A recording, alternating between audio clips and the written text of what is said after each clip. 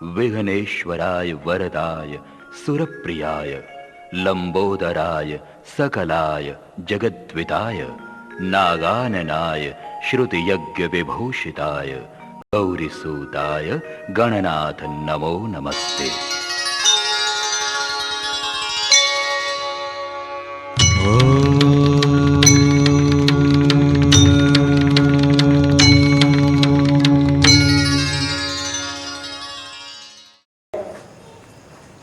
हर नाम से पुकार कर अपने अपने गुरु को स्पर्शित किया जाता है।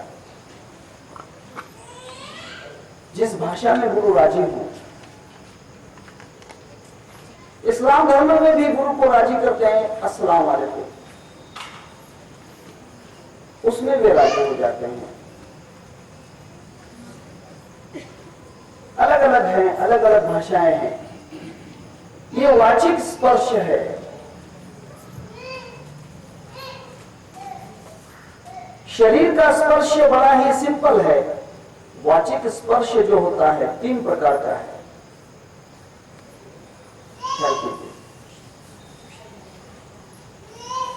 शरीर का स्पर्श बिल्कुल सीधा है, गुरु को वंदन करते हैं।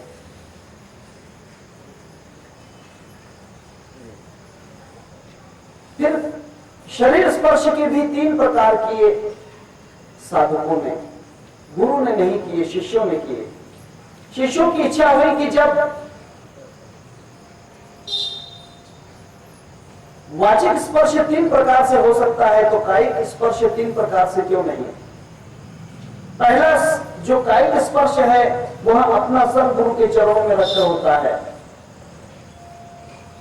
दूसरा जो कायिक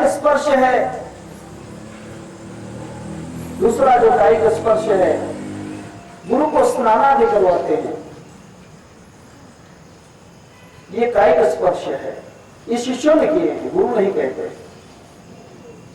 और तीसरा जो कायिक स्पर्श है, गुरु के चरण चूमना, गुरु के चरणों की सेवा करना, अर्थात गुरु के चरणों को दबाना, ये शिष्यों ने किए हैं प्रकार। ये कायिक स्पर्श 3 प्रकार के। वाचिक स्पर्श भी 3 प्रकार के हैं गुरु की सेवा में। वाचिक स्पर्श 3 प्रकार के हैं। एक मौन वाचिक स्पर्श है, मौनता से गुरु को बोल देना।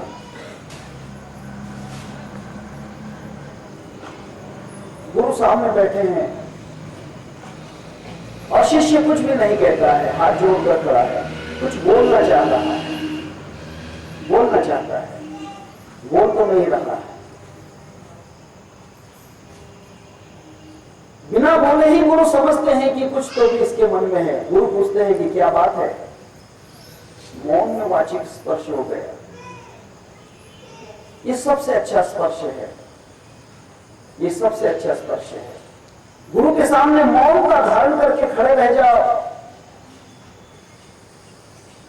गुरु ही उस मौन को वाचा छोड़ देते हैं। ये वाचिक स्पर्श है, सबसे श्रेष्ठ स्पर्श है, सबसे श्रेष्ठ स्पर्श है। और ध्यान में वाचिक स्पर्श ही है।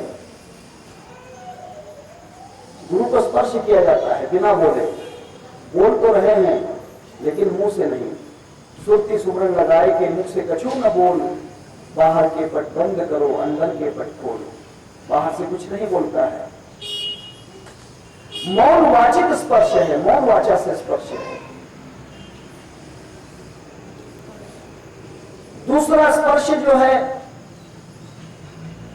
ख्याल कीजिए, अनंत वाचा स्पर्श है। अनंत वाचा स्पर्श है।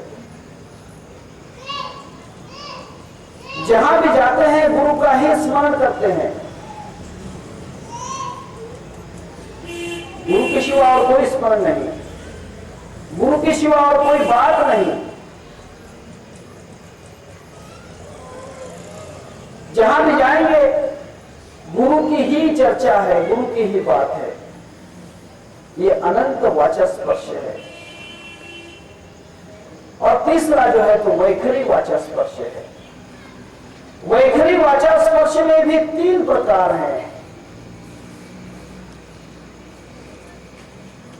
वैखरी वाचा जो बोल कर कहा जाता है, महाराज मेरा ऐसा कर दो, महाराज मेरा वैसा कर दो। वैखरी वाचा के भी 3 प्रकार हैं।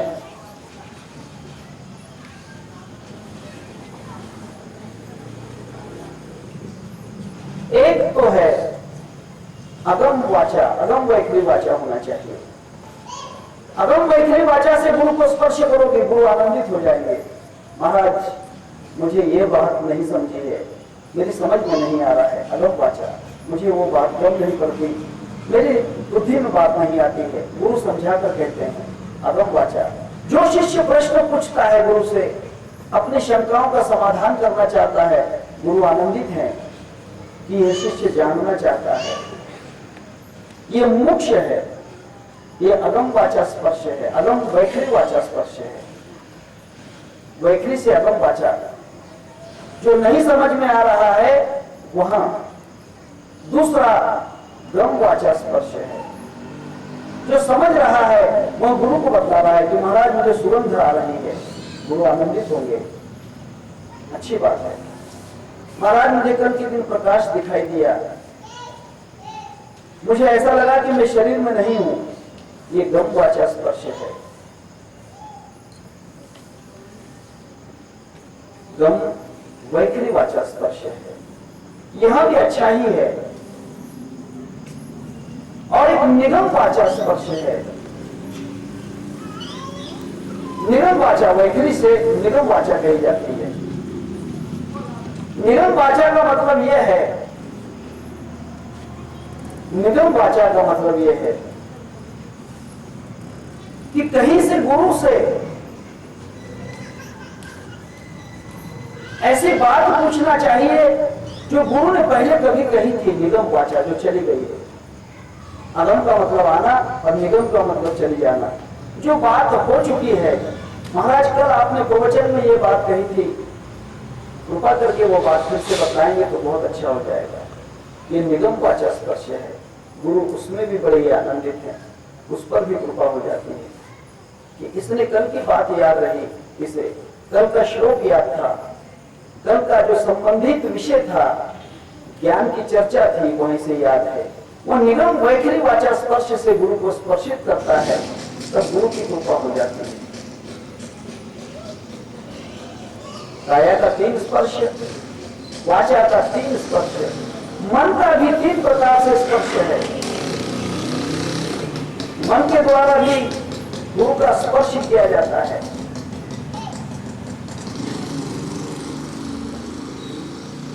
मन के द्वारा 3 प्रकार से स्पर्श किया जाता है।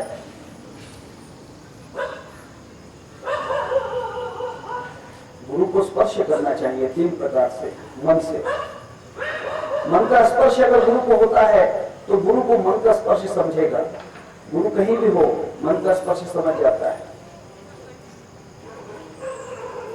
क्योंकि मन जो है, रेडियो कहीं भी हो, जंगल में भी हो तो बजेगा, शहर में हो तो भी बजेगा, क्योंकि रेडियो उन ध्वनियों को समझता है, क्योंकि ध्वनियां तो ब्रह्मांड व्याप्त है। और मन विचारों का संग्रह है, विचार जहां जहां पर होंगे गुरु उन विचारों को अपने अंदर ले लेता है। मन का स्पर्श 3 प्रकार का है। एक बहिर्मन स्पर्श होता है, बहिर्मन स्पर्श। बहिर्मन स्पर्श बड़ा ही सुंदर है। अगर इसकी आदत हो गई तो अंतर्मन स्पर्श भी कर पाओगे। जिसको बहिर्मन से स्पर्श गुरु को करने की आदत हो गई, जा जा ठिकाणी मन जाय माझे, त्या त्या ठिकाणी निज रूप तुझे, मीठे भी तो मस्तक जा ठिकाणी, थे तुझे सद्गुरु पायनुनी। हे गुरुवर्य, मेरा बहिर्मन कहता है कि ये कृष्ण की मूर्ति है, मेरा मन कहता है कि कृष्ण की नहीं, ये मेरे गुरु शिवराम की भी मूर्ति है। मैं सामने पौधा देखता हूं, वृक्ष देखता हूं, मुझे तो दिखाई दे रहा है कि वहां आम का वृक्ष है, परंतु मेरा मन कहता है कि वृक्ष नहीं, मेरे गुरु ही वहां पर खड़े हैं।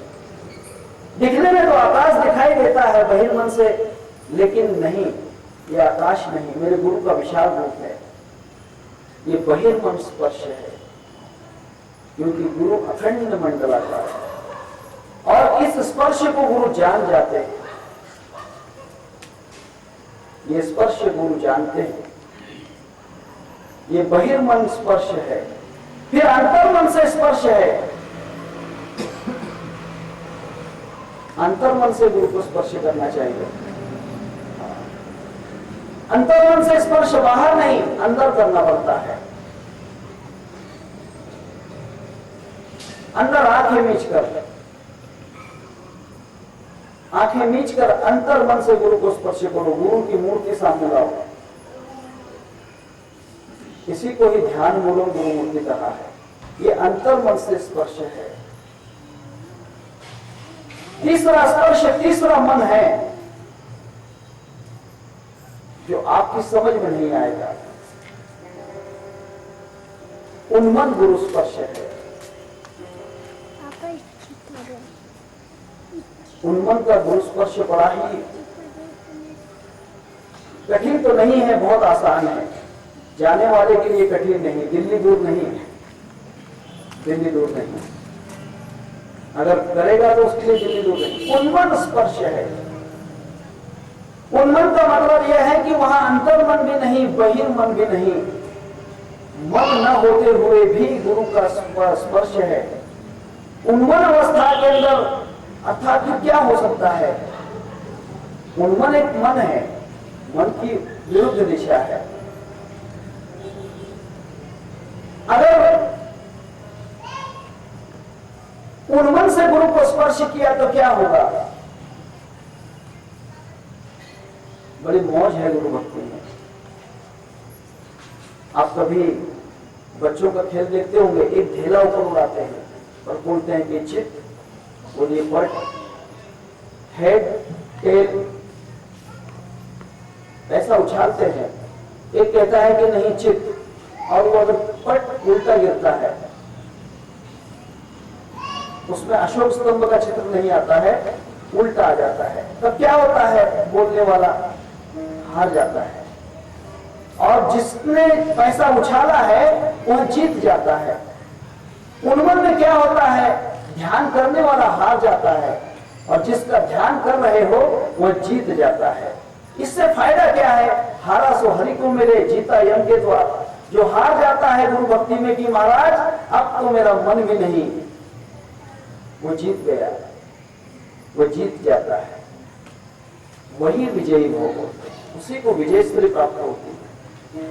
वही, ये मैं आपको सूक्ष्म बातें बता रहा हूं गुरु भक्ति की, अतिशय सूक्ष्म है। ये समझ में लाना भी कठिन है। इसीलिए गुरु के सामने हारो, जीतने की कोशिश मत करो। गुरु के सामने हारना चाहिए। गुरु के ध्यान में हार जाओ।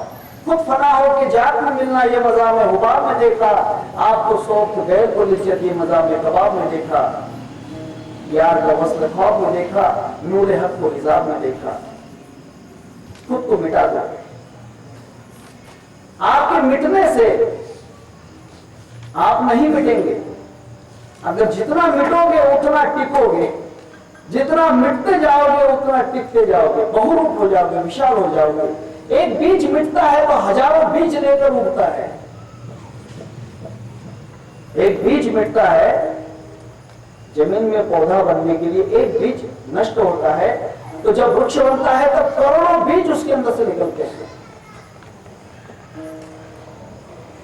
विशाल वृक्ष बन जाता है।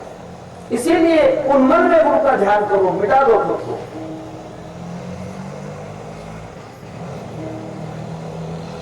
खुद को मिटा दो।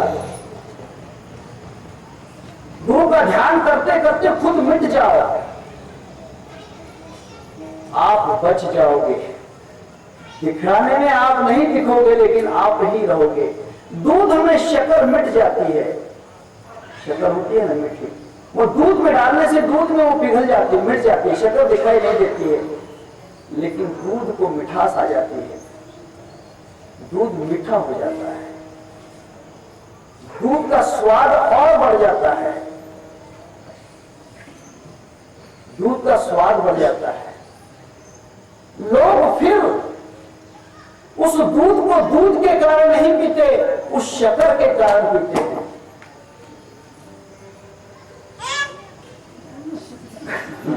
वह मीठा है इसलिए उसको पीते हैं। समझ में नहीं आएगी बात, दृष्टांत तो बहुत गहराई का है। शक्कर अगर दूध में घुल जाती है तो शक्कर मिट जाती है, लेकिन दूध लेने वाले उस दूध को दूध के लिए नहीं पीते, वो मीठी है इसलिए पीते हैं। रामकृष्ण को लोग रामकृष्ण गुरु है इसलिए नहीं पूछते हैं, वह विवेकानंद के गुरु हैं इसीलिए पूछते हैं, क्योंकि वो विवेकानंद के गुरु हैं। सानीपरी को लोग सानीपरी गुरु थे इसलिए नहीं पूछते, क्योंकि वह कृष्ण के गुरु हैं। वशिष्ठ जी को लोग वशिष्ठ गुरु थे इसलिए नहीं पूछते हैं, क्योंकि वह राम के गुरु हैं। तो वहां पर शक्ति किसकी चलती है? मिटने वाले का नाम चल जाता है। मछिंद्रनाथ को लोग इसलिए पूछते हैं कि वो गोरख के गुरु हैं। याद करो,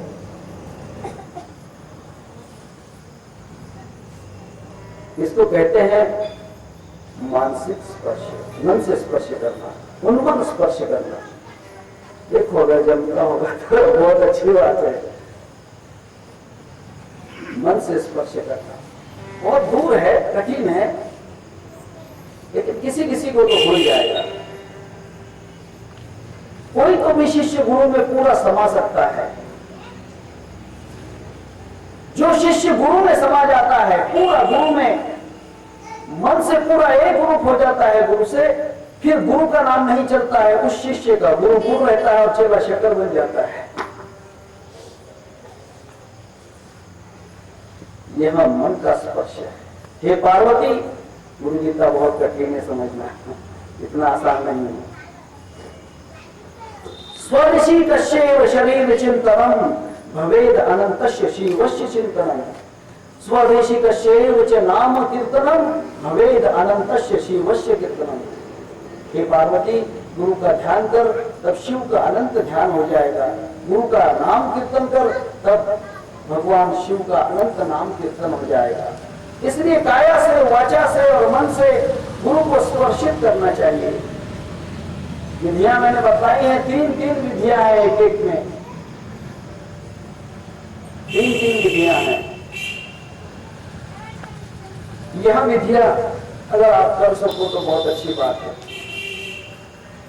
सो ही गुरु का पूरा होगा जिन्हें ये बात पिछाना है। जिसने अगर ये बात जान ली तो वह गुरु का बेटा है, गुरु का शिष्य है। ये बात भगवान शिव जी कहते हैं, यत्पादरेणुकनिकाकापि संसार वारिधे सेतु बंधायते नाथम देशिकम तम उपासमहे। हे पार्वती, जिनके चरणों के धूल का एक कण भी संसार सागर से मुक्त करने के लिए पूर्ण है, एक कण भी संसार से पार कर सकता है, एक कण, हम उसी गुरु की उपासना करते हैं। भगवान शिव जी कहते हैं, हम उस गुरु की उपासना करते हैं, तम उपासना है। जिस गुरु के चरण के एक कण से मुक्ति हासिल हो सकती है। सोचिए, लेकिन कब? उसका महत्व कब होता है? जब हम गुरु में उतने नजदीक होते हैं, उसकी ताकत समझते हैं, उसकी ताकत को हम समझते हैं। गुरु की ताकत नहीं समझ में आई। गुरु ने क्या दिया है? 2 अक्षर का मंत्र, ये 2 अक्षर का सोहम। ये कोई बड़ी बात है? ये तो किताबों में भी लिखा है, बहुत जगह लिखा है, अभंगों के अंदर है, रामायण के अंदर है, ज्ञानेश्वरी में है, एकनाथी भागवत में है। फिर कौन सा महाराज ने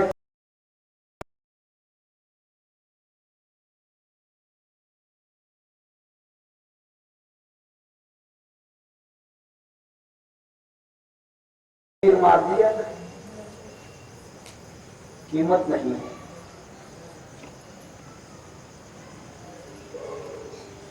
बात समझ में लेना। कागज का टुकड़ा है, 4 बाय 2.5 इंच का कागज होता है, एक नोट का कागज 4 बाय 2.5 इंच का कागज होता है।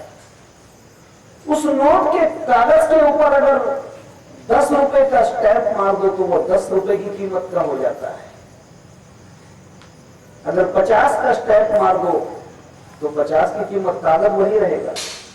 100 का स्टैंप तो 100 का हो जाएगा, 500 का तो 500 का, 1000 का तो 1000 का। अगर वही कागज चेक बनाकर दिया जाए, चेक बोल के प्रिंट किया जाए, तो उस पर करोड़ों रुपए की ताकत हो सकती है। वही कागज, कागज वही है, कागज वही है। हम उस पर सिक्का कौन सा लगाते हैं? गुरु को एक जात से पहचानते हैं, गुरु को एक व्यक्ति से पहचानते हैं, गुरु को मित्र पहचानते हैं, गुरु हमारा पड़ोसी है इसलिए पहचानते हैं, गुरु प्रवचन करते हैं इसलिए पहचानते हैं, कि गुरु ने मंत्र दिया, गले में तुलसी की माला डाल दी इसलिए पहचानते हैं, कि गुरु मेरी आत्मा है ये पहचानते हैं। ये आपके ऊपर है कि आप क्या करते हैं। हाँ? आप उसको क्या करते हैं, क्या पहचानते हैं, आपने उसको कितना पहचाना है। उसकी कीमत आपने कितनी की है, उसकी कीमत कितनी की। एक गुरुवर्य थे, शिष्य का भ्रम दूर करने के लिए गुरु ने उन्हें एक रत्न दिया। रत्न था, शिष्य से कहा कि हे शिष्य, यह रत्न बाजार में जाओ, इसे बेचना नहीं है, सिर्फ उसकी कीमत निकाल कर लाओ। जितने भी प्रकार के खरीदार होंगे उन सबके पास इसकी कीमत निकलवा लेना और अंतिम उसकी कीमत आकर मुझे बताना। शिष्य सुबह निकले, एक सब्जी बेचने वाली स्त्री के पास गए, कहा कि ताई ये एक रत्न है, मुझे मालूम नहीं क्या है, इसका क्या दोगे? उसने कहा कि बाबा दिखने में अच्छा है, चमकदार है, बच्चा खेलेगा, बेटा खेलेगा मेरा, 2 किलो सब्जी ले जा और 5 रुपए ले जा। उसने कहा कि रहने दो, कोई बात नहीं लेना है, चलो जाना। आगे गए, एक किराना दुकान पे गए, उसके पास कहा, उसने सोचा दिखने में तो अच्छा दिखता है, शायद 5-50 का होगा। उसने कहा कि भाई देख, मैं तो कोई इसका आशिक नहीं हूं, मुझे कोई लेने की चिंता नहीं, तू बेचना चाहता है तो मैं इसके 500 रुपए दे दूंगा। उसने कहा कि ठीक है, अभी नहीं बेचना। आगे चला, आगे जाने के बाद एक अच्छा व्यापारी था, श्रीमंत आदमी, उसके पास गए। उसने सोचा हो सकता है हीरा होगा, मोती होगा, माणिक होगा, पुखराज होगा, नीलम होगा, ना जाने क्या हो सकता है, गोमेद हो सकता है, कोई ना कोई तो रत्न होगा। उसने कहा कि भाई ज्यादा तो मुझे पहचान नहीं है, इसके मैं 10,000 दूंगा। और फिर भाव करके फिर और थोड़े बहुत कर दूंगा, लेकिन 10,000 से ज्यादा नहीं। उसने कहा कि रहने दो, नहीं बेचना है। आगे चला, एक सुनार की दुकान में गया जो सोना चांदी बेचता था। सोना चांदी बेचने में सोचा कि रत्न दिखता है और असली है, उसकी परख की। उसने कहा कि भाई इसके 5 लाख रुपए दूंगा अगर बेचना हो तो रत्न। उसने कहा कि नहीं, बेचना नहीं। आगे निकला, इस शहर में एक रत्न पारखी था जो सिर्फ रत्नों की पहचान करता था, हीरे, माणिक, मोती, गोमेद, नीलम, पुखराज, मोती, मूंगा, ऐसे जो रत्न होते हैं, 84 प्रकार के रत्न हैं। ख्याल में कीजिए, 84 रत्न है, उसमें सबसे ऊंचा रत्न पारसमणि है। मेरे पास में नाम है उनके, रत्न नहीं है। पारसमणि के आगे का रत्न मेरे पास है, पारसमणि नहीं है, उससे भी बड़ा रत्न है। पारस क्या करेगा? पारस सिर्फ सोना बनाएगा, पारस तो नहीं बनाएगा ना। हाँ? पारस लोहे को सोना बना सकता है, वह रत्न सबसे ऊंचा रत्न है संसार में। परंतु वह रत्न है जो ईश्वर बना देता है, परमात्मा बना देता है, वह रत्न है। गुरु हमारे बानिया बनस करत व्यापार, बिना तराजू कागड़े तोलत जग संसार। ये संसार को तोलने वाला रत्न है। रत्न पाठी के पास गया शिष्य, कहा कि देखिए ये रत्न, इसकी क्या कीमत दोगे?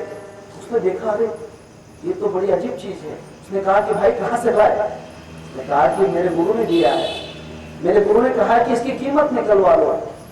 इसकी कीमत क्या है, कितनी कीमत होगी इस रत्न की? उसने कहा कि भाई जरा बाहर मत कर, बाजार है, बाजार का मामला है। अंदर लेकर गया। उसने कहा कि बेटा बेचना चाहते हो गुरु से पूछ लेना,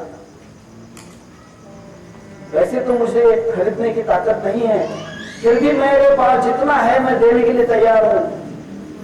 इसकी कीमत तो बता नहीं सकता, परंतु मेरी शक्ति के अनुसार मैं इसे देता हूं, अगर कबूल हो तो दे दे। उसने कहा कि भाई पहले ये बताओ कि दोगे क्या, इस रत्न की क्या कीमत दोगे? उसने कहा कि बेटा कल सुबह सूरज निकलेगा, सूरज निकलने से लेकर सूरज ढलने तक तेरे पास ट्रक होगी, ट्रैक्टर होगा, बैलगाड़ी होगी, मोटर गाड़ी होगी, हाथी होंगे, घोड़े होंगे, जो भी होंगे, जितने भी वाहन तेरे पास होंगे उतने वाहन लेके सुबह से शाम तक मेरे यहाँ पर फेरे करते रहना, उतने सब हीरे माणिक मोती जवाहरात से भर कर ले जा। उसने कहा कि पागल हो गए? पागल तो नहीं हो गए, इतनी कीमत इस रत्न की है। उसने कहा कि गांडिया, पागल, कहीं तू गांडा गुजरात का तो रहने वाला नहीं है, गांडिया पागल तो नहीं है। अरे पागल, यह जो है तो ये लाल है, लाल, ये मृत्यु लोक, पाताल लोक और शिव जो अमर लोक, इन तीन लोक में जितना भी धन है इंद्र के पास में, पाताल में नाग देवताओं के पास में, और संसार में मनुष्य जाति के पास में जितना भी धन है, संसार की अर्थात मृत्यु लोक की मनुष्य जाति के पास का धन, पाताल में नाग लोगों के पास का धन और स्वर्ग में देवताओं के पास का धन, तीन लोक में जितना भी धन है, वहां धन अगर एक पलड़े में रख दिया जाए और यहाँ लाल एक पलड़े में रख दिया जाए, फिर भी उसकी कीमत नहीं होती। बेटा कहा कि ये चीज और मेरे गुरु के पास, अरे भाई रखो मेरे पास, सीधा लेके गुरु के पास गए। गुरु महाराज इतनी महंगी चीज आपके पास है, आपके पास इतनी महंगी चीज है। उसने कहा कि बेटा कीमत कर ले। हाँ महाराज, ये 3 लोक से बड़ी चीज है, 3 लोक से बड़ी चीज है। उसने कहा कि बेटा ये नहीं पूछा कि ये लाल आया कहां से, ये लाल आया कहां से ये नहीं पूछा, लाल की कीमत पहचान ली, लेकिन लाल प्राप्त कहां से हुआ? उसने कहा कि महाराज ये कहां से प्राप्त हुआ? बेटा जो ऐसे कई लाल जिसके अंदर प्रकट होते हैं, वह लाल सोहम है, सोहम।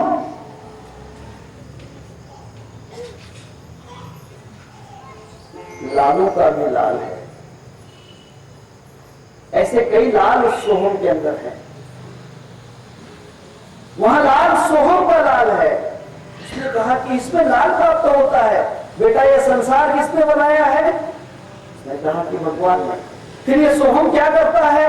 भगवान ही बनाता है, ईश्वरत्व देता है। जो तुम्हें ईश्वर बना सकता है तो फिर वह ईश्वर लाल नहीं तो क्या दुनिया नहीं बना सकता है? वो सब कुछ बना सकता है। पशु की हो पनैया, नर का कछु न होए, नर एक बार करनी करे तो नर का नारायण होए। इस सोहम से तू ईश्वर बन सकता है। फिर ईश्वर अगर बन गया, भगवान अगर बन गया, तो कहाँ सूर्य लोग, कहाँ चंद्र लोग, कहाँ शिव लोग, ब्रह्मा लोग, इंद्र लोग, मृत्यु लोग, पाताल लोग, इन सब के ऊपर तेरा राज रहेगा। इतनी बड़ी चीज और तुमने मुझे दे दी, और वो भी तुलसी की माला के साथ। हाँ? भगवान तुलसी के पत्ते में क्यों तुले गए, अब उसका मतलब समझ में आएगा। गुरु समान दाता नहीं याचक शिष्य समान, गुरु जैसा देने वाला कोई नहीं। गुरु समान दाता नहीं और याचक शिष्य समान, तीन लोग की संपदा, तीनों लोगों का साम्राज्य, तीनों लोगों की शक्ति, तीन लोगों का धन, सो संतुल दीनी का। क्या कीमत करते हो उस मंत्र की? एक कंजर ने दिया, क्या कीमत करते हो?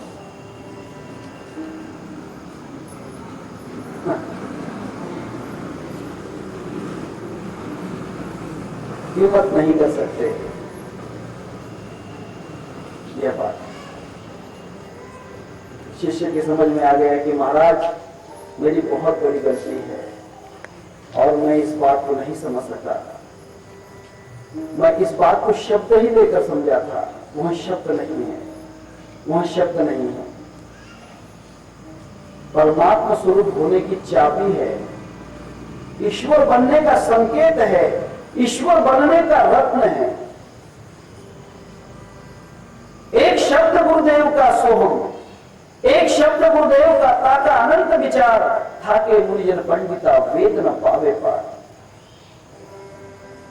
हे पार्वती, वो गुरु का चरण रज है, अगर वहां मिल जाता है तो वहां भवसागर से तार पार हो जाता है, डर जाता है। इसीलिए भगवान शिव जी कहते हैं जल्दी नहीं आएगा समझ में, बहुत समय लगेगा। संसार में बहुत दिन चले जाएंगे जब आखिरी समझ में आएगा, अभी नहीं समझ में आएगा। अभी तो जवानी है, संसार में दीवाने हो, नहीं समझ में आएगा। भगवान शिव जी कहते हैं कि जिनके चरणों का धूल का एक कण भी संसार से पार कर देता है, उस गुरु को ही मैं वंदन करता हूं, उसकी मैं उपासना करता हूं। यह पाद रेणुकनिका का अपि संसार वारिधे सेतु बंधाए नाथम देशिकम तम उपासना, मैं उसकी उपासना करता हूं। क्यों उपासना करता हूं? उससे मुझे क्या फल प्राप्त हुआ है? यस्माद अनुग्रहम लब्ध्वा महद ज्ञानम उत्सृजेत तस्मै श्री देशिकेन्द्राय नमश्चाविष्ट सिद्धये। हे पार्वती, जिनकी कृपा का लाभ होने से मुझे महान मेरा अज्ञान नष्ट हो गया है, मेरा अज्ञान नष्ट हो गया और श्रेष्ठ ऐसा ज्ञान मुझे प्राप्त हुआ। यस्माद अनुग्रहम लब्ध्वा, जिनका अनुग्रह मुझे प्राप्त होते ही महद ज्ञान उत्सृजे, महद ज्ञान मुझे प्राप्त हो गया। जिनका अनुग्रह प्राप्त होते ही महद ज्ञान प्राप्त हो गया और मेरा अज्ञान नष्ट हो गया, मेरा अभिष्ट मुझे साध्य हो गया। जो प्राप्त करना चाहता था, जिसके लिए मैंने जन्म लिया, जिस कारण हम ढूंढते फिरे और करते आस उम्मीद, जिसके कारण मैं कुत्ता बना, जिसके पान गधा बना, घोड़ा बना, गाय बना, बैल बना, सुअर बना, यक्ष बना, किन्नर बना, पशु पक्षी सब पूरा संसार ढूंढ लिया, तब जाकर कहीं पाया। जिस कारण हम ढूंढते और करते आस उम्मीद, सो तो अंतर्गत में लिया, गुरुमुख पाया है। वह ज्ञान मुझे गुरु के मुख से प्राप्त हुआ, सो तो अंतर्गत में लिया, गुरुमुख पाया भेद। महद ज्ञान उत्सृज्य, और मुझे महद ज्ञान मेरे अंदर जागृत हुआ। इसीलिए नमश्चाभीष्ट सिद्ध है, इसलिए मैं उन्हें वंदन करता हूं, इसीलिए मैं उन्हें प्रणाम करता हूं। गुरु की कीजिए बंदगी और कोटि कोटि प्रणाम, करोड़ों प्रणाम किए तो भी कम है। गुरु की कीजिए बंदगी और कोटि कोटि प्रणाम, कीट न जाने भृंग को गुरु कर ले आप समान। इसीलिए गुरु का वंदन मैं करता हूं। भगवान शिव जी कहते हैं तस्मै श्री देशिकेन्द्राय नमश्चाभीष्ट सिद्ध है, मेरा अभिष्ट सिद्ध हो गया, मेरा कार्य सिद्ध हो गया। जिस कारण के लिए मैं ढूंढ रहा था, जो चीज मैं प्राप्त करना चाहता वह मुझे गुरुमुख से प्राप्त हुई। सो तो अंतर्गत में लिया, गुरुमुख पाया है और वह मुझे प्राप्त हुआ है। ऐसे गुरु जो हैं जिनके कारण मेरा ज्ञान नष्ट हुआ और ज्ञान प्राप्त होकर मेरा जो कार्य था वह सिद्ध हो गया। सर्व मांगल्य मांगल्य शिवे सर्व अर्थ साधिके।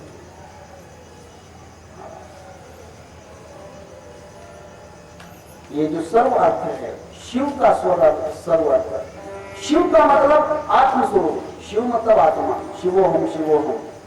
उस आत्मा का सर्व अर्थ साध्य हुआ।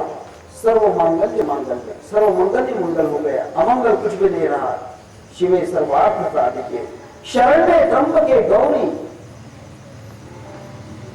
इसलिए गुरु को माऊली कहते हैं, ज्ञानेश्वर महाराज को माऊली कहते हैं।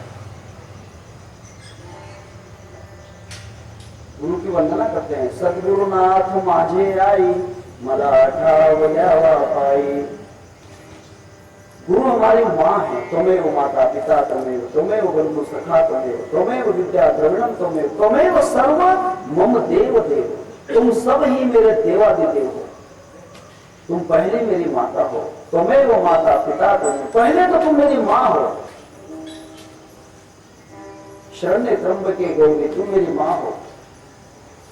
नारायणी नमोस्तुते, तू नारायण को भी संभालने वाली है, नारायण भी तेरे अंदर प्राप्त हो जाता है। ऐसा तो मंगल करने वाली माँ है, गुरु माता है। सद्गुरुनाथ माझे आई मला ठाव द्यावा पाई। इसीलिए ऐसा जो गुरु है इसका हमें कहाँ ध्यान करना चाहिए, कहाँ उसका लक्ष्य लगाना चाहिए, ये बड़ी ही अच्छी बात है गुरु गीता में। गुरु गीता में बड़ी अच्छी बात है। पादाब्जम सर्व संसार दावानल विनाशकम ब्रह्मरंध्रे सीतांभोज मध्यस्थम चंद्रमंडले। गुरु का स्थान, गुरु को कौन सी जगह पर पूजना चाहिए, गुरु को कहां धारण करना चाहिए, गुरु को कौन सी जगह स्थित करना चाहिए, उस गुरु के चरण कमल ब्रह्मरंध्र के अंदर स्थापित कीजिए। ब्रह्मरंध्र जिसमें से ब्रह्मा प्रवेश करता है।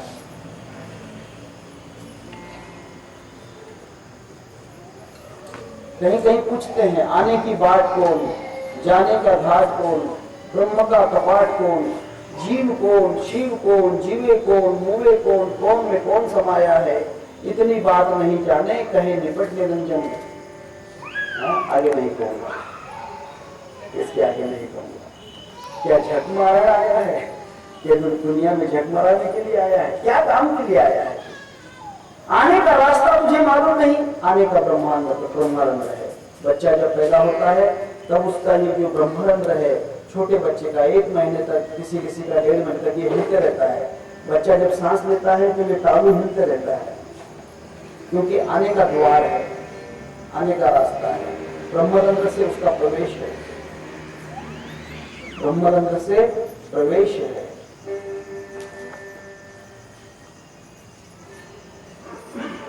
वहां प्रवेश वहीं से करता है। तब ब्रह्मरंध्र में प्रवेश करता है। इसीलिए गुरु का जो स्थान है उसके चरण कमल ब्रह्मरंध्र के स्थान में शुभ कमल के अंदर चंद्रमंडल में स्थापित करके उसका ध्यान करना चाहिए। ये साधना बड़ी कठिन है, गुरु से ही सीखना पड़ेगी। यहां पर एक चंद्रमंडल है, यहां पर अर्ध चंद्रमंडल है। कबीरदास बड़ा अच्छा वर्णन करते हैं। जिन पर जिन गुरु ज्ञान के ध्यान में एक ही घर अपार देखा, मैंने एक स्थान देखा, एक जगह देखी। जिन पर जिन गुरु ज्ञान के ध्यान में एक ही घर अपार देखा, झिलमिल झिलमिल जहां जोत झंकार बाजे, सब जोत चमक रही थी, तो दिल बीच एक चंद्रा देखा। मैंने वहां पर एक चंद्रमा को देखा। कोटि ब्रह्मा जहां वेद पढ़ते, कोटि शिव शंभो जहां जप करता, नारद सारद की तहा नहीं गिनती तो वेद शास्त्र को कौन सुनता। चांद सूरज की तहा नहीं गिनती तो राग रंग को कौन गिनता। कहे कबीर कोई हंस प्यासा मिले तो निज नाम पर पार होता। वहां पर चंद्रमा था। और एक जगह कबीरदास कहते हैं, गुरुमूर्ति घट चंद्रमा, गुरु की मूर्ति चंद्रमा का रूप देखिए, चंद्रमंडल। गुरुमूर्ति घट चंद्रमा और सेवक नयन चकोर, अष्ट प्रहर में कर रही है गुरुमूर्ति ठाड़े सबोर। अखंड देखकर हो उसको, वो जो चंद्रमंडल है ब्रह्मरंध्र के ऊपर, चंद्रमंडल।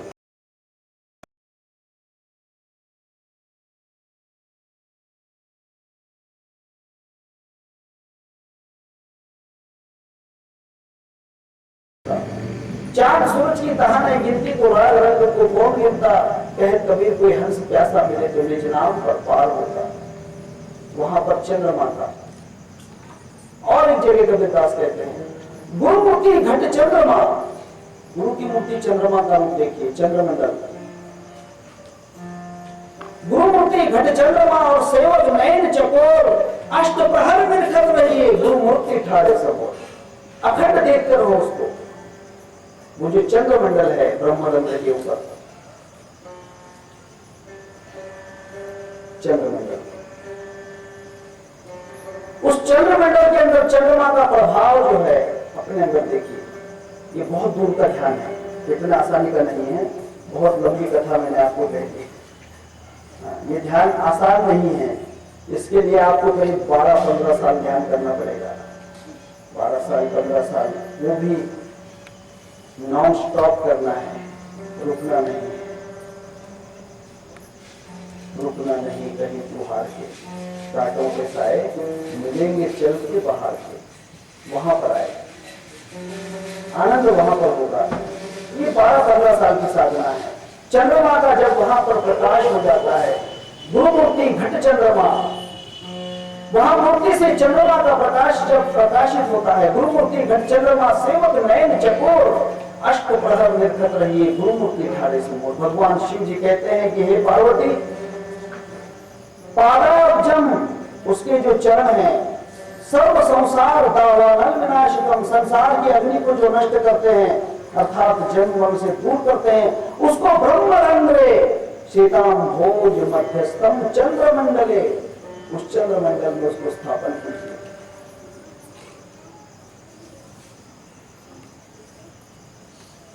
आ जाएगा। तीनों स्पर्श को सीखिए, काया वाचा मन से स्पर्श कीजिए, काया से वाचा से मन से स्पर्श करना सीखिए, यहां भी हो ही जाएगा। अंधेरी गुजर जाएगी, पूर्णिमा हो ही जाएगी। उसी को पूर्णिमा कहते हैं, उसी को गुरु पूर्णिमा कहते हैं, उसी को गुरु पूजन कहते हैं। गुरु की पूर्णिमा वही है कि गुरु चंद्रमंडल में स्थापित हो गए, गुरु पूर्ण चंद्र रूप से प्रकाशित हो गए अपने अंदर, और ब्रह्मरंध्र के अंदर उनका प्रवेश हो गया। अब उनके चरण कमल मेरे ब्रह्मरंध्र के अंदर है और मैं उनका वहीं पर ध्यान कर रहा हूं, उसी को गुरु पूर्णिमा कहते हैं। गुरु पूर्णिमा का अर्थ यह है, गुरु पूर्णिमा का अर्थ ये नहीं कि भोजन किया, कीर्तन किए, प्रवचन किए, भजन किए, 7 दिन मौज मना लिया और हो गई गुरु पूर्णिमा, ये नहीं। जब तक ब्रह्मरंध्र में चंद्रमंडल के अंदर गुरु के चरण स्थापित नहीं होते, तब तक पूर्णिमा नहीं होती, गुरु पूजन नहीं होती, गुरु पूजा नहीं होती, गुरु पूजा नहीं होती। ये बात आपको पता होगा। पंढरपुर में जो भगवान विठल हैं, भगवान विठल हैं, वे अपने मस्तक के ऊपर, सर के ऊपर भगवान शिव को धारण किए हैं। भगवान का ज्योतिर्लिंग जो है अपने सर पे धारण किया है, वहां पर उसको धारण किया है, क्योंकि वो उनको गुरु मानते हैं। शिव को, भगवान विठल उनको गुरु मानते हैं, इसलिए अपने सर पे धारण किया चंद्रमंडल में। भगवान शिव जी ने गंगा को क्यों धारण किया, ये बात जान लीजिए। बस इतना समझ गया तो चंद्रमंडल समझ गया। क्योंकि भगवान शिव जी भी महाविष्णु को अपना गुरु मानते हैं। इसीलिए गुरु के चरण नहीं सही तो गुरु के चरणों की गंगा तो सर पे धारण कर सकता हूं। भगवान शिव जी अपने सर के ऊपर गंगा को धारण करते हैं, क्योंकि भगवान के चरणों से लगकर वहां आई है गंगा, इसलिए अपने जटाओं में धारण करके रखते हैं चंद्रमंडल पे। और मैंने गुरु के चरण अपने सर पे धारण किए हैं, इसका प्रतीक चंद्रमा है। भालचंद्र कहते हैं, जिसके मस्तक के चंद्रमा है कि देखो मैंने अपने गुरु के चरण मेरे सर पे धारण किए हैं। साक्षात चरण नहीं मिले, लेकिन उनके चरणों की गंगा मेरे सर पे है और मेरा चंद्रमंडल प्रकाशित है। भगवान शिव जी अपने मस्तक पर चंद्रमा को धारण करते हैं। अमृत तुषार पढ़िए। महाराज चंद्र किरण जी महाराज जो हैं, उनका ग्रंथ है अमृत तुषार, उसमें आपको इन बातों का ज्ञान मिलेगा। तब गुरु के चरण जो है ब्रह्मरंध्र में चंद्रमंडल के अंदर स्थापित करना चाहिए। हे पार्वती पादाब्जम सर्व संसार दावानल विनाशकम ब्रह्मरंध्रे सीताम्भोज मध्यस्थम चंद्रमंडले। और वहां उसको स्थापित करना चाहिए। और वहां स्थापित करके क्या करना चाहिए, ये मेन बात है, सबसे अच्छी बात है। क्या करना है वहां पर? अकटानी त्रिरेखाब्ज शस्त्रदल मंडले हंस पार्श्व त्रिकोणे च श्वेतं मध्यगं गुरुं। हे पार्वती, जब वहां पर में चरण कमल स्थापित हो गए हैं शास्त्र कमल के मंडल में, चंद्रमंडल में, तो वहां पर एक त्रिकोण है जिसपे अ, क और ठ ये काल्पनिक शब्द हैं, काल्पनिक वर्णमाला है। ख्याल कीजिए। अ का कहते हैं अस्तित्व, क क्रियात्मक है और ठ का स्तंभन है, विनाश, उत्पत्ति स्थिति और लय। ये त्रिकोण है संसार का, दिशा है। इन तीनों के ऊपर जो है, मच्छिंद्रनाथ गोरखनाथ को कहते हैं कि उपासना अगर करना है तो कहे मच्छिंद्र सुन ले गोरख, कहे मच्छिंद्र सुन ले गोरख, तीनों पर जाना, तीनों पर जाना, आप आपको चीना रे भाई, ज्योत में ज्योत मिलाना, वही नर सच्चा बे सच्चा, वही गुरु का बच्चा, वही नर सच्चा बे सच्चा, वही गुरु का बच्चा। ये तीन क्या है? अ से अस्तित्व निर्मित, क से क्रियात्मक संसार का चलन वलन, और ठ से स्तंभित विनाश, उत्पत्ति स्थिति लय। इसका जो त्रिकोण है, इस त्रिकोण के मंडल के अंदर, शास्त्रदल मंडल के अंदर हम और सहा युक्त जो त्रिकोण के पीछे है, उत्पत्ति स्थिति लय के पीछे यह त्रिकोण है सोहम, यह सोहम, उसके पीछे हम सहा यानी युक्त ऐसा जो त्रिकोण है जो उसके पीठ के पीछे है, वहां पर स्थित होकर वहां पर उसका स्थान कीजिए। सोहम नवे वारा पंचभूतांचा पसारा, सोहम क्या विचारा साधु जानते। सोहम क्या कोई अक्षर है? सोहम क्या कोई शब्द है? नहीं नहीं, उत्पत्ति स्थिति लय के पीछे जिसकी ताकत है वहां सोहम है। और फिर वहां पर उसका स्थान जो है उसका स्मरण करना चाहिए। और वहां पर अगर हंसा सोहम का अगर स्मरण हो गया, हमसा सोहम, हमसा सोहम, अगर वहां पर उसका स्मरण हो गया तो समझिए कि गुरु का पूरा पूरा स्मरण हो गया। उसी को तो कहते हैं ध्यान धरो गुरु साहिब जी का, सब कुछ करता मालिक है, ध्यान धरो गुरु साहिब जी का। महाराज मैं ध्यान धरूं कहां? कहां पर ध्यान करूं? ध्यान करना कहां पर है? ध्यान अ ख अपना अ क और ठ, इन तीन अक्षरों का जो त्रिकोण है, जो द्विदल चक्र है, उस चक्र के पीछे हंसा युक्त जो त्रिकोण के पीछे है, उसके अंदर गुरु का स्मरण करना चाहिए। उस मंडल में गुरु प्राप्त होंगे, उस मंडल में गुरु दिखेंगे, उस मंडल में गुरु आपसे एक हो जाएंगे। फिर वहां पर गुरु और शिष्य दो नहीं रहेंगे, वहां पर गुरु शिष्य दो भाव नहीं रहेगा। हम सा सो हम, जो मैं था वही तू है, तू था वही मैं हूं, जो गुरु था वही मैं हूं वही गुरु है। गुरु था तब मैं नहीं, मैं हूं तब गुरु नाय, तभी राय तो नगरी दो राजा कहां समाए। अब तो एक हो गया, अब तो एक ही हो गया, अब दो नहीं रहे। गुरु नहीं, चेला नहीं, मुरीद ना हो पीर, एक नहीं दो नहीं, दिल में दास कबीर। मैं उसमें प्रवेश कर गया, अब कुछ नहीं रहा, वहां पर कुछ नहीं रहा, ना मैं रहा ना वह रहा। उसी को कहते हैं तुर्या साधन ब्रह्म को, अहम ब्रह्मास्मि होए, तुर्यातीत अनुभव हो तो मैं तू रहा न कोई। वहां पर मैं तू नहीं रहता है, गुरु शिष्य एक हो जाते हैं। यहां तक गुरु का स्थान है, इसके आगे खुद का स्थान है, हमारा बेहद में स्थान है। यहां तक हद है गुरु और शिष्य की, ये विदल चक्र जो है यहां तक गुरु और शिष्य की हद है। इसीलिए कहते हैं कि हद चले सो मानवा, मनुष्य है जो यहां तक आएगा वो शिष्य है। हद चले सो मानवा और बेहद चले सो साध, हद बेहद दोनों तजे उनके मता आगार। हद को पड़ी बेड़ियां, यहां भी बंधन है, ये गुरु है मैं चेला हूं, ये चेला है मैं गुरु हूं, बंधन में है दोनों, दोनों भी फंसे हुए हैं माया के जाल में। हाँ, हद को पड़ी बेड़ियां और बेहद पड़े जंजीर, हद बेहद के पार बसते दास कबीर चंद्रमंडल में। हद और बेहद के पार निकल जाना है, उसी को कहते हैं तीनों ऊपर जाना, वही तीनों के ऊपर जाना है। और वहां पर फिर ना हम रहता है ना सो रहता है, वहीं पर जाप और अजपा मर जाते हैं। जाप मरे अजपा मरे, अनहद भी मर जाए, सुरता डोर शब्द में अटकी, उसको काल नहीं खाए। फिर वहां पर आपका कुछ भी नहीं, आप उसके पार निकल गए, गुरु शिष्य के पार आप पहुंच गए। फिर वहीं कहीं बंधन नहीं है, वहां मुक्त अवस्था हो जाती है, वहां मुक्त अवस्था है। तब वहां पर आपको चलना है, आपके साथ गुरु नहीं रहेगा, गुरु आप ही मिल चुका है, आपको ही चलना है।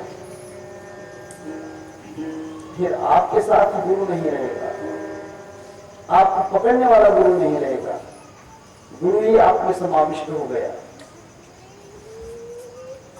फिर खुद चलना है, दूसरा कोई नहीं रहेगा। और ऐसी जो अवस्था है यह शून्य में प्रवेश करने की अवस्था है। शून्य का जो जिसे कहते हैं दरवाजा, शून्य का महाद्वार खुल जाता है, शून्य का महाद्वार खुल जाता है। यहां पर आपको 5 शून्य से मुलाकात हो जाएगी, 5 दरवाजे पार करना पड़ेंगे, 5 दरवाजे पार करना है। छठे दरवाजे में लौट कर आने का डर है, पलट सकते हो। छठा दरवाजा धोखे का है। सप्तम में पहुंच गए तो फिर कुछ नहीं, फिर कुछ है नहीं, फिर वहां कुछ नहीं रहेगा। फिर आप पूर्ण हो गए, पूर्णस्य पूर्णमादाय पूर्णमेवावशिष्यते। फिर वह शिष्य पूर्ण हो गया, फिर वह शिष्य ही गुरु बन गया। देव कहा गया से गेलो परी देवची हो ठेलो। फिर आप ब्रह्म स्वरूप ही हो गए। ये 5 दरवाजे जो हैं अपने आप खुल जाते हैं, इनको खोलना नहीं पड़ता।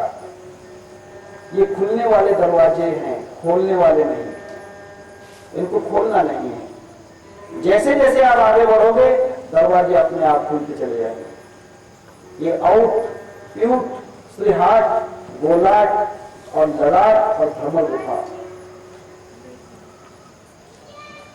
आउट, प्यूट, श्रीहाट, ललाट, भ्रमर गुफा, ये 5 दरवाजे हैं। ये 5 दरवाजे अपने आप खुल जाएंगे, छठा दरवाजा रोक लेगा। छठा दरवाजा सहस्त्र कमल का है, हजारों प्रकार की पंखड़ियां हैं, गुमराह हो जाओगे। इस पंखड़ी पे जाना कि उस पे जाना, यहां जाना कि वहां जाएगा, जाना कहां है समझ में नहीं आएगा। अगर वहां थोड़ी भी समझ पकड़ी, थोड़ा भी विचार, मतलब विचार नहीं रहेगा, वहां विचार नहीं है, वहां धारणा है। विचारों के परे धारणा होती है, धारणा के परे सुरता होती है, और सुरता के परे दृढ़ता होती है। निरत अवस्था में जब पहुंच जाओगे, निरत का मतलब जिसमें रममाण नहीं होना है, सूरत का मतलब उसमें रममाण हो जाना है, रममाण होना अर्थात उससे एक रूप हो जाना, उससे बंध जाना। और निरत का मतलब बंधा हुआ नहीं रहना, उससे अलग रहना। निरता बंधा हुआ नहीं है, सुरता तक बंधा है, सूरत तक बंधा रहता है। विचारों में तो पूरा बंधन ही है, क्योंकि विचार मन का घर है। जहां मन खत्म हो जाते हैं वहां निर्विचार आ जाते हैं, विचार मर जाते हैं। विचारों के आगे जहां विचार मरते हैं फिर वहां धारणा आ जाती है। धारणा जहां खत्म हो जाती है वहां सुरता आ जाती है। जहां सुरता समाप्त हो जाती है फिर वहां पर निर्ता आ जाती है। निर्ता में अगर आप एक बार सन्निध पहुंच गए, निर्ता का अगर आपका स्पर्श भी हो गया, स्पर्श का मतलब निर्ता से संपर्क में आ गए, उसी वक्त आप वहां से अलग हो गए, उस शस्त्र कमल के पार निकल जाओगे। और फिर 7वां दरवाजा जो है, उस दरवाजे को गुरु कृपा ही लगती है तोड़ने के लिए। लेकिन गुरु कृपा पीछे से जब आती है, अर्थात पहले अगर गुरु की सेवा की है तो गुरु कृपा से वो 7वां दरवाजा टूटेगा, नहीं तो खुले रे नहीं ताला, गुरु बिना कुंजी ना मिले।